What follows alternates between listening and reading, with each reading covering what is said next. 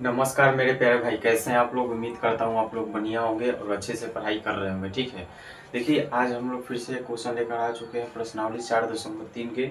ठीक है, आपका ये पांचवा क्वेश्चन। ठीक है, तो आपसे रिक्वेस्ट है कि इससे पहले जितने भी वीडियो मैंने करा रखे हैं आप लोग प्लीज़ उसे जाकर पूरा अच्छे से देखिएगा और प्रैक्टिस करके फिर इस वीडियो पे आइएगा। ठीक है, चलिए ये क्वेश्चन हम लोग पढ़ते हैं। देखिए क्या कह रहा है, एक क्लास टेस्ट में शेफाली के गणित और अंग्रेजी में, ठीक है, शेफाली को गणित और अंग्रेजी में प्राप्त किए गए अंक का योग 30 है। ठीक है, यदि गणित में 2 अंक अधिक और अंग्रेजी में 3 अंक कम मिले होते हैं तो उनके अंकों का गुणनफल 210 होता है। ठीक है, तो इनके द्वारा दोनों विषयों में प्राप्त किए गए अंक ज्ञात कीजिए। ठीक है, क्वेश्चन ये बोल रहा है कि देखिए एक शेफाली नाम का क्या है, लड़की है। ठीक है, एक शेफाली नाम का लड़की है।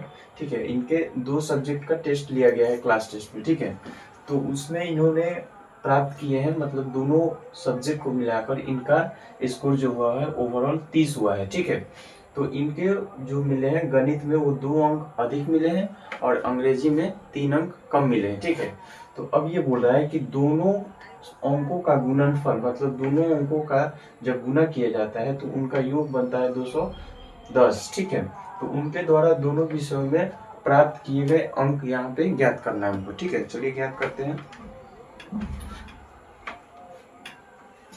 यहाँ पे लिखेंगे हल। ठीक है, यहाँ पे लिखेंगे माना कि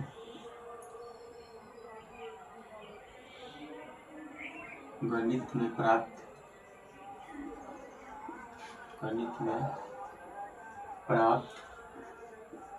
अंक कितना है, x है। ठीक है, अब यहाँ पे इसलिए अंग्रेजी में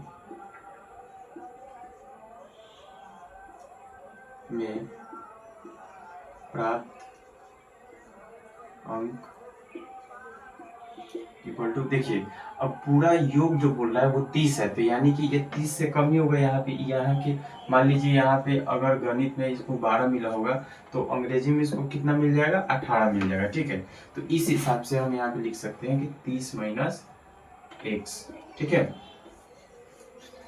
अच्छे से कंसेप्ट को समझना है और कुछ नहीं करना है।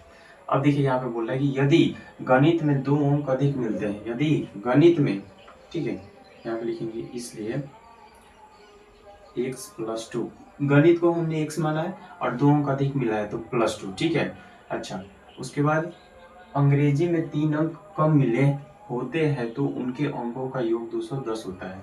ठीक है, तो अंग्रेजी में इनको 3 अंक कम मिले हैं। ठीक है, तो दो यहाँ पे गुणनफल करना है तो यहाँ पे ब्रैकेट लगाएंगे। ठीक है, ठीक है, 30 माइनस एक्स, यहाँ पे 3 अंक इनको क्या मिले हैं, कम मिले हैं, तो माइनस का 3 इक्वल टू क्या हो जाएगा आपका 210। ठीक है, अब देखिए ये चीज, ये जो है x प्लस 2 ये सबसे बारी बारी से क्या करेगा, गुना करेगा। ठीक है, चलिए इसको गुना कराते हैं, पहले अलग अलग करके इसको घटाते हैं उसके बाद गुना कराएंगे। ठीक है, चलिए x प्लस 2, ठीक है, 30 में से 3 को माइनस करिएगा तो 27 माइनस आपका x हो जाएगा इक्वल टू 210 हो जाएगा। ठीक है, अब इसको बारी बारी से गुना करा लेते हैं।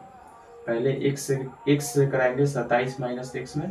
ठीक है, उसके बाद यहाँ पे plus 2 27 minus x equal to 210। ठीक है, यहाँ पे कोई दिक्कत नहीं होना चाहिए। अब चलिए बारी बारी से गुना करा लेते हैं, तो यहाँ पे आपका 27 एक्स हो जाएगा माइनस एक्स स्क्वायर। ठीक है, प्लस 27 दूना कितना होता है, 7 दूना 14, 7 दूना 14 और 2 दूना 4, 5 54। ठीक है, माइनस 2x इक्वल टू 210। ठीक है, यहाँ पे कोई दिक्कत नहीं है। चलिए अब यहाँ पे थोड़ा सा अच्छे से लिख लेते हैं, माइनस एक्स स्क्वायर।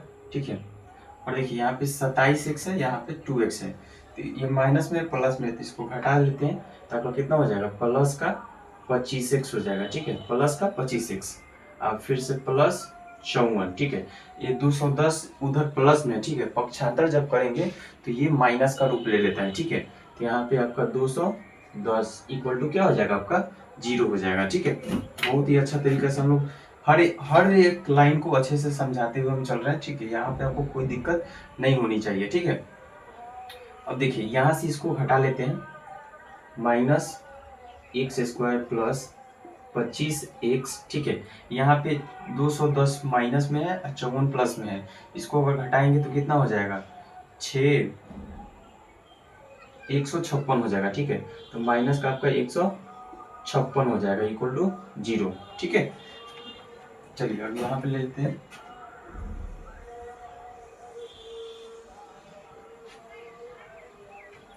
देखिए यहाँ पे क्या है, minus x square plus 25x minus 156 equal to क्या हो जाएगा आपका 0, ठीक है। चलिए अब यहाँ से क्या करेंगे, गुणनखंड इसका करेंगे, ठीक है।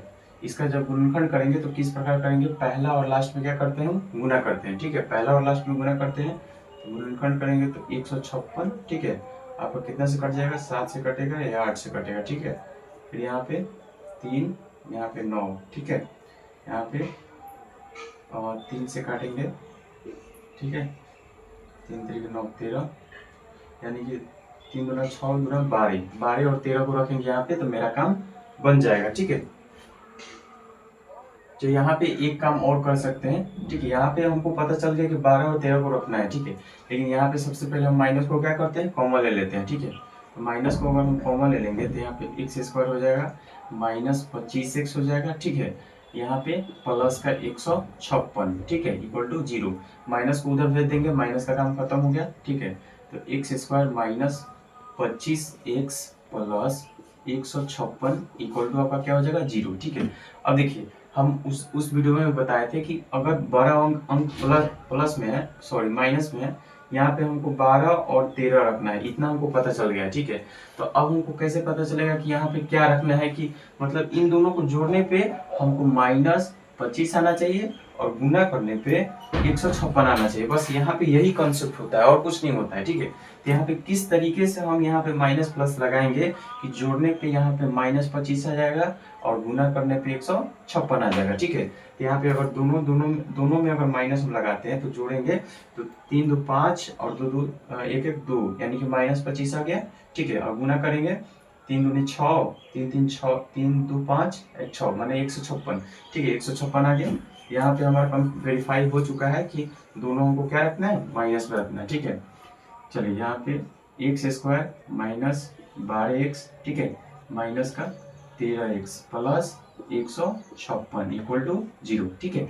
अब देखिए यहाँ पे कॉमन लेंगे, तो x कॉमन लेते हैं अगर, तो x माइनस कितना हो जाएगा, 12 हो जाएगा। यहाँ पे माइनस 13 कॉमन लेते हैं अगर, तो यहाँ पे x, ठीक है।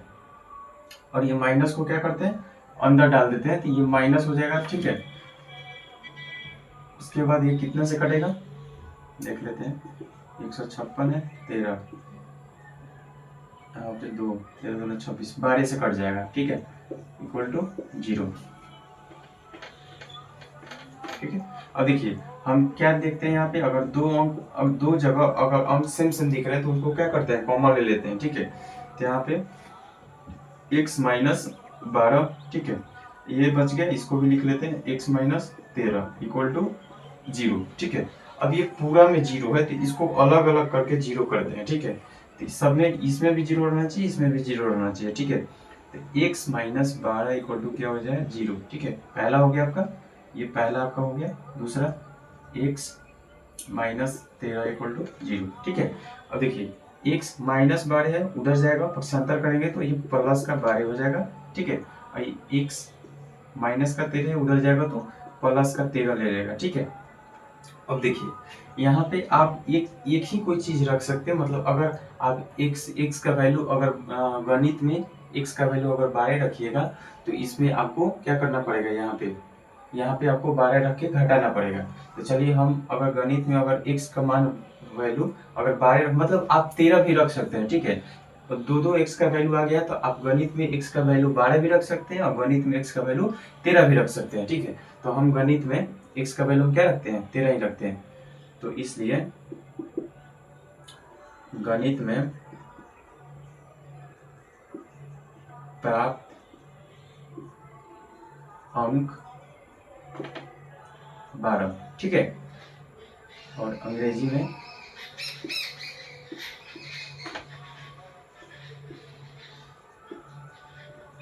प्राप्त अंक, ठीक है। 30 माइनस क्या हो जाएगा आपका, x के वैल्यू में 12 हम रख रहे हैं, तो यहाँ पे 12 कितना हो जाएगा, घटाइएगा तो 18 हो जाएगा, ठीक है।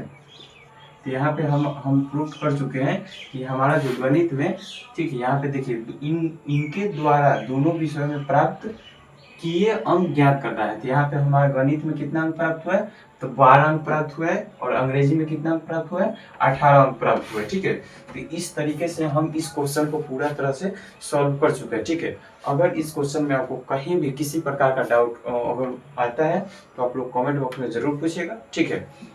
इसी तरह से हम नेक्स्ट वीडियो में मिलते हैं, ठीक है। धन्यवाद।